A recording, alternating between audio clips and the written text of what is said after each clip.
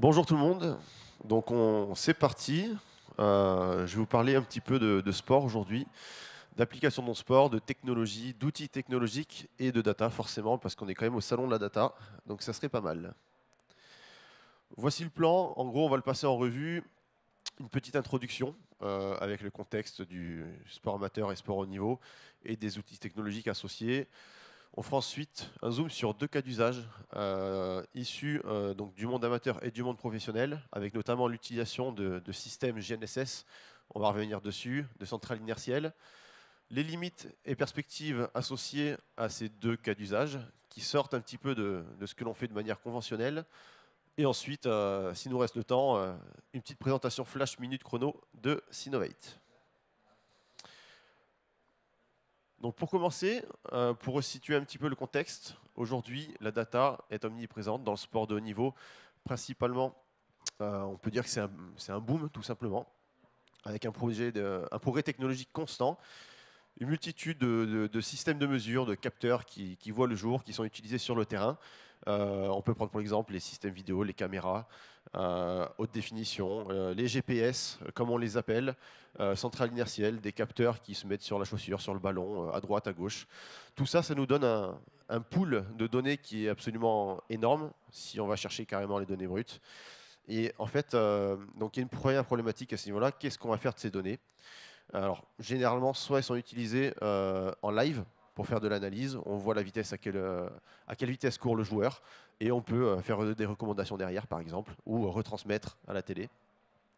Ou alors stocker dans des bases de données, si on y arrive, si c'est pas trop volumineux, pour ensuite faire des analyses post-hoc. Donc ces analyses, elles servent principalement à optimiser, par exemple, j'ai trois cas d'usage ici, la performance sportive, faire des analyses techniques, tactiques sur nous ou sur l'adversaire, sur l'opposant, et aussi travailler sur la prévention des blessures, qui est, on va dire, qui est un cas d'usage omniprésent et essentiel dans le sport de haut niveau, avec une référence, pour chiffrer un petit peu ça, sur la saison 2018-2019, en Première Ligue en Angleterre, c'est juste environ 267 millions à l'année, et 45 par club. Donc on va dire qu'il y a quand même un certain enjeu financier associé. Au niveau, donc, pour rester dans le contexte, ici je présente les systèmes principaux dont on parle aujourd'hui. Donc la reconnaissance, la reconnaissance à partir de vidéos.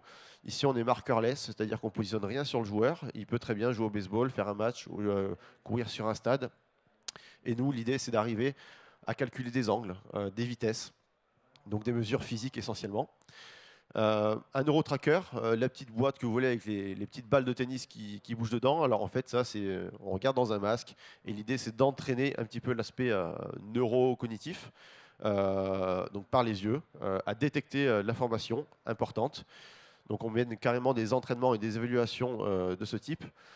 Les capteurs de fréquence cardiaque avec la ceinture, je pense que beaucoup d'entre vous en ont déjà utilisé ou du moins connaissent, savent de quoi on parle.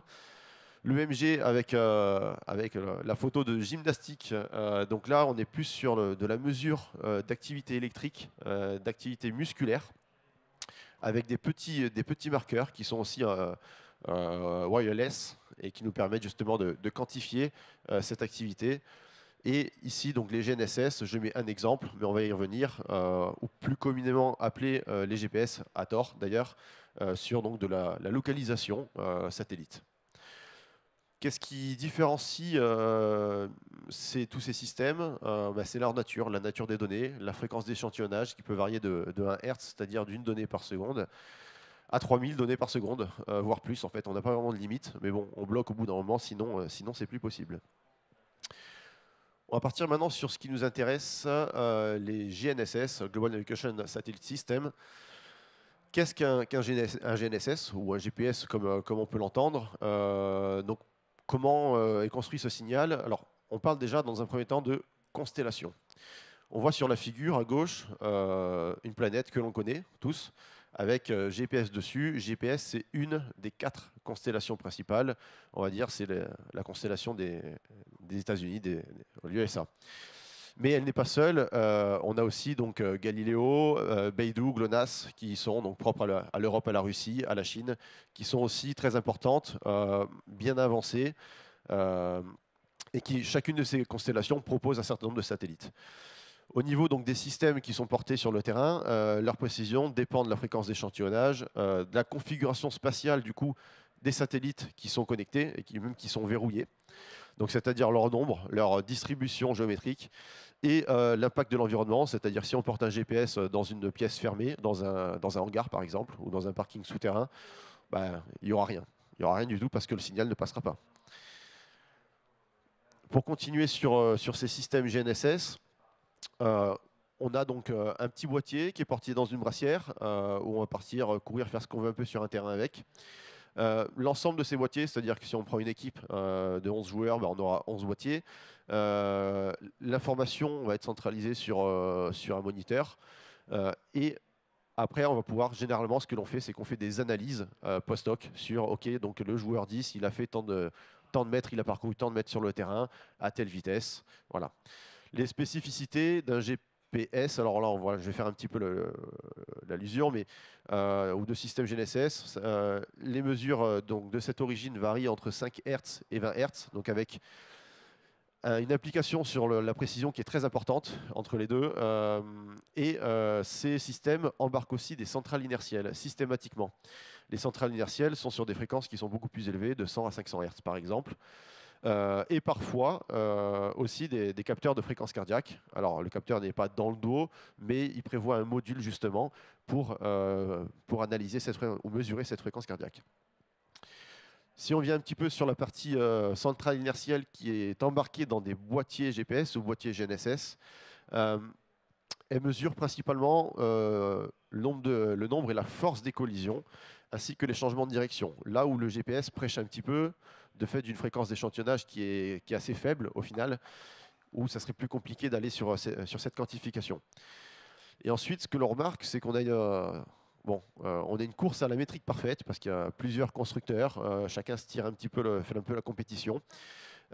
Et donc chacun donne des métriques plus ou moins sexy sur, par exemple, le player load pour prendre catapulte. Voilà. Donc ça, c'est propre à chacun. Et chacun essaie de vanter sa métrique comme s'il existait une métrique parfaite. Au final, concernant les centrales inertielles, il y a un réel challenge pour s'assurer d'avoir des faibles taux d'erreur. Notamment, il y a des problématiques en termes de traitement du signal, de calcul d'erreur et de minimisation de cette erreur. Voilà, donc c'est un système qui est quand même abouti, mais qui reste encore à être développé. Les travaux R&D sont loin d'être terminés là-dedans. Qu'est-ce qui le compose? On parle de centrale inertielle, juste pour expliquer ce que c'est. C'est 3 accéléromètres minimum, 3 gyroscopes et 3 magnétomètres, parce qu'on a 3 plans, X, Y, Z. Voilà, ça c'est le minimum.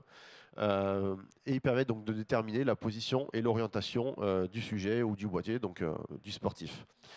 Et qu'est-ce qu'on trouve derrière, notamment sur les calculs pour justement maintenir un niveau de précision assez stable et satisfaisant. Donc c'est un hardware qui est propre à chaque fabricant.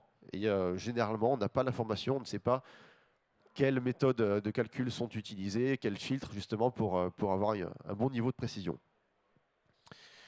Pour vous montrer juste en sortie ce que l'on a généralement, alors là j'ai pris un système GPS qui est le FieldWiz, mais bon c'est plus ou moins pareil, hein, avec d'autres systèmes on a plus de variables, mais en général on a des paramètres de course sur des intervalles, les distances parcourues entre 12 et 18 km/h par exemple, le nombre d'accélérations au-delà de 4 mètres par seconde, etc., de décélération, donc voilà, c'est le genre de variable qu'on mesure. On a des agrégations qui sont basiques, la vitesse moyenne par exemple, la vitesse maximale ou des sommes sur les distances.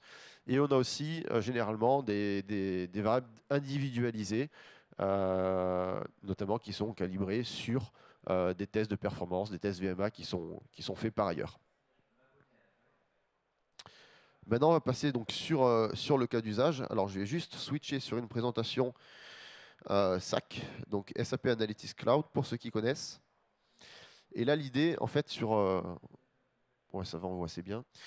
Sur cette présentation-là, c'est de vous montrer par ces KPI, max speed, average speed, etc., ce qui se fait communément.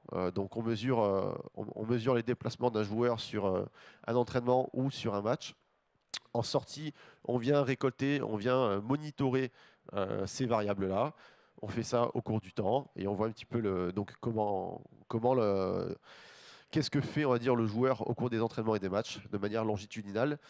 Mais ce n'est pas tout. On peut aller bien au-delà de ces variables et notamment on peut s'intéresser aux données brutes. Parce que là, on est sur une statistique, sur ces KPI, une statistique au final, une stat résumée à la séance ou au match. Mais quand on sait qu'on a 500 Hz sur la partie centrale inertielle ou même sur 20 Hz sur la partie GPS, on peut se poser la question pourquoi ne pas afficher autre chose? Parce que ça, c'est le constructeur qui le préconise, qui le met en avant. Mais il y a peut-être d'autres variables, d'autres informations qui pourraient nous intéresser dans le cadre d'un suivi d'un joueur, par exemple. Donc c'est ce que je représente ici. On a pris les données brutes et on a modélisé un profil d'accélération en ordonnée en fonction de la vitesse. Donc ce profil, on le fait évoluer, enfin du moins on le voit évoluer au cours des matchs. Voilà, comme ceci. Donc on a une pente qui varie, avec un intercept aussi qui varie selon le match. Donc là on a juste pris 5 matchs pour vous montrer un petit peu comment ça peut évoluer. Les 5 premiers matchs d'une saison d'ailleurs, sur le club de FC Lucerne en Suisse, donc de Première Ligue. Et en fait, ce profil a un intérêt pratique évident parce qu'il montre en fait, en quelque sorte, la capacité à produire de la force, des hauts niveaux de force à haute vitesse. Et d'un point de vue entraîneur, parce que nous, ce qu'on veut bien, c'est apporter une information à l'entraîneur, au préparateur physique, au préparateur athlétique. Typiquement, si le profil, si l'inclinaison de la pente diminue, l'accélération, on va dire, pour des faibles vitesses va être moindre et on peut recommander des entraînements et axer les entraînements sur le développement de la force pour remonter ce profil, du moins le réincliner. Et inversement, si si les vitesses maximales sont assez faibles, on priorisera plutôt le développement de qualité athlétique de vitesse. Donc là, on peut changer d'un joueur à l'autre. Alors, les noms ne sont pas les vrais. Les données sont modifiées aussi pour des questions bien connues de RGPD. Mais on peut tout à fait faire ça sur l'ensemble d'une équipe et avoir les KPI individualisés et les profils qui varient pour chacun des joueurs.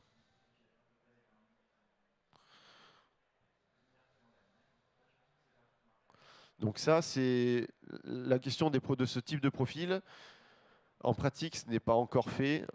Les constructeurs de GPS ne proposent généralement, ou du moins pas encore ça, parce que c'est un travail du coup sur des données brutes. On est pour l'instant uniquement d'un point de vue commercial sur des KPI, des stats résumés, mais certains utilisateurs s'y intéressent, à savoir que les données brutes sont généralement accessibles quand il suffit de le demander au constructeur, et généralement on peut y avoir accès. Donc je vais repartir sur la suite de la présentation.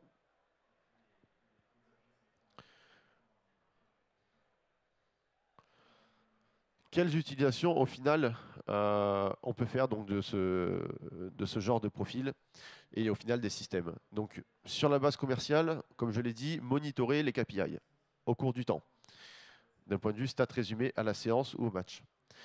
D'un point de vue plus R&D, aller chercher de l'information par ailleurs, donc en utilisant donc, des méthodes de traitement du signal, de data mining justement, pour aller trouver d'autres informations et mener d'autres évaluations. Ici, ce que l'on représente à droite, ces deux graphiques, c'est tout simplement les coefficients du profil qui variaient tout à l'heure, donc c'est-à-dire la pente et l'intercept. On peut les schématiser, les reproduire comme ça. Au final, qu'est-ce que représente ce profil et quel est son intérêt, mis à part orienter l'entraînement? C'est aussi un moyen de tester sans tester. C'est-à-dire que le joueur va porter le GPS, il va faire son entraînement, son match, et nous, on va réussir à trouver un critère de performance sans lui demander de faire une phase de sprint sur le terrain ou en dehors, ce qui est problématique d'un point de vue organisationnel et difficilement praticable dans le haut niveau.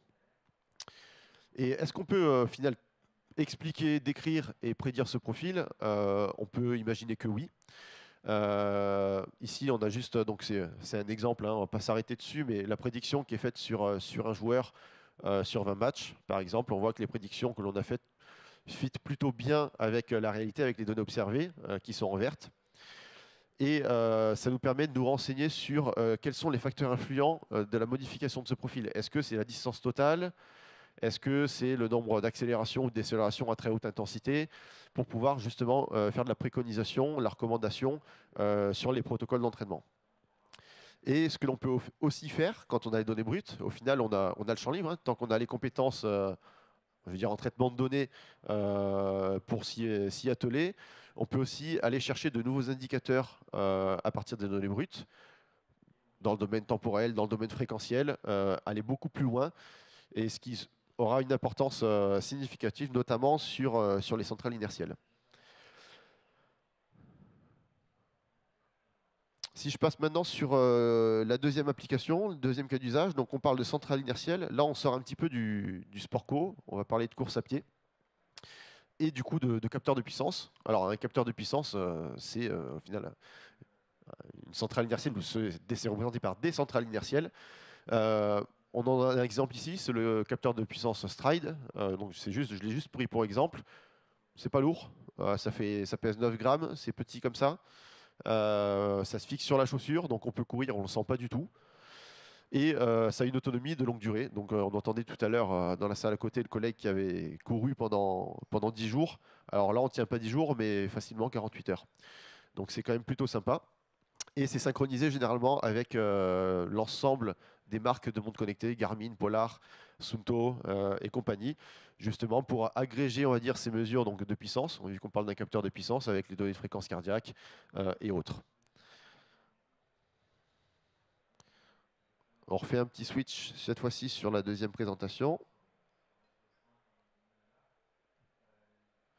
Donc ici, on retrouve dans un premier temps les KPI en colonne à gauche. Donc, alors, ça, c'est des KPI que nous, on l'a mis, mais on pourrait très bien avoir la puissance, ce qui est mesuré directement, donc les mesures objectives de ce capteur, la vitesse, le temps de contact, les distances.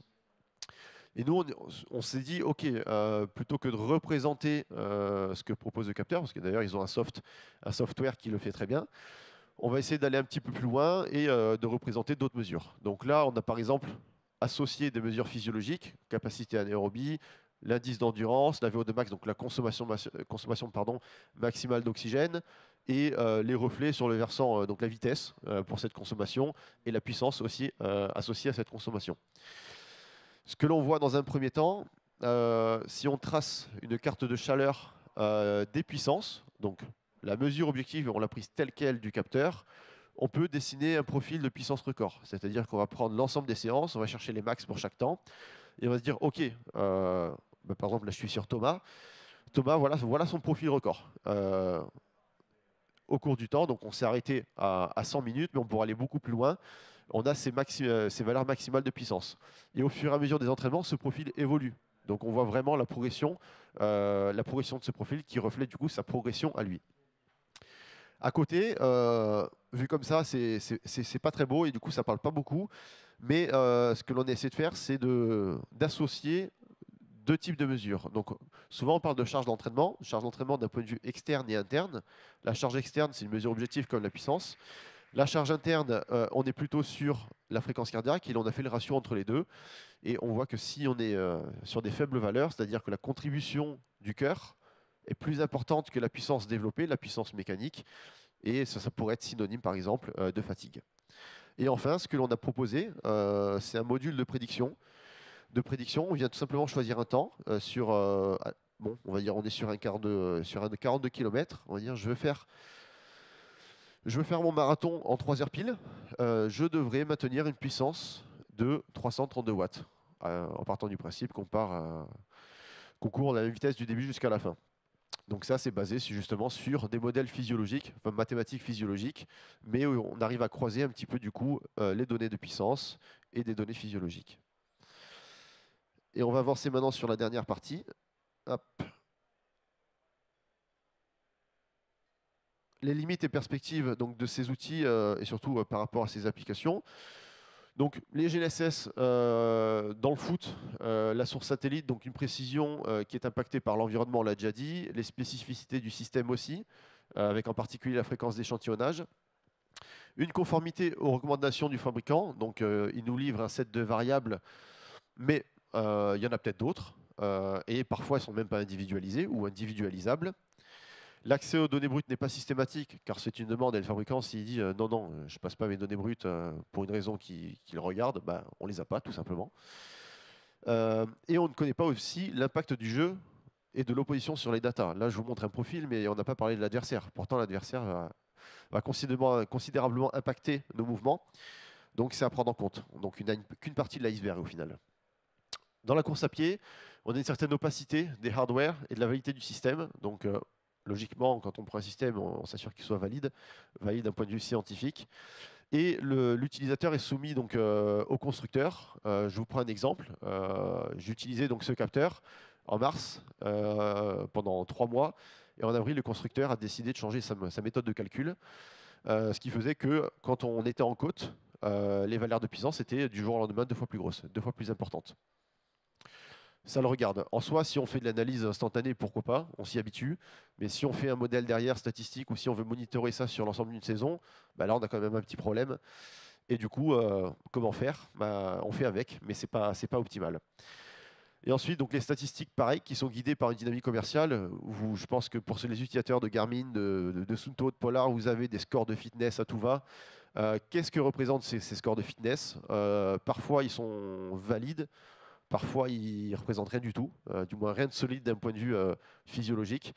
Donc, on peut se poser la question sur l'ensemble de ces scores. Les perspectives pour terminer. Sur les GNSS dans le foot, la valorisation des données des centrales inertielles reste encore à être faite, il reste à être exploité, avec un accès systématique et des compétences indispensables, bon, bien sûr, pour le stockage, traitement, restitution, et trouver de nouvelles infos dans ces données, dans les données brutes, avec principalement des applications sur la performance et la santé.